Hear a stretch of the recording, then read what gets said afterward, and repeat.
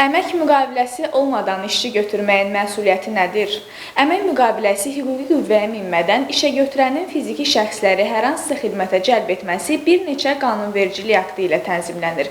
Əgər bu hal vergi orqanı tərəfindən aşkarlanarsa, bir işçi üçün təqvim ili ərzində ilk dəfə 2000 manat, ikinci dəfə 4000 manat, 3 və daha çox dəfə 6000 manat cərimə tətbiq edilir.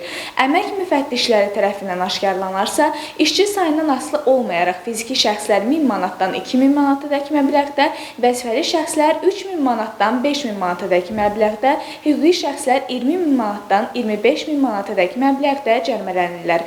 Əgər sadalanan hallar 10 nəfərdən çox işçi üçün baş versə, yəni ondan çox işçinin əmək müqaviləsi olmadan işləməsinə görə işə götürən 7000 manatdan 10000 manatadək miqdarda cərimə və ya 2 ilədək müddətdə islah işləri eyni zamanda azadlıqdan məhrum etmə ilə cəzalandırılır. Hər sualın bir cavabı var. Sizi maraqlandıran sualların cavabını məhz bizdən öyrənin.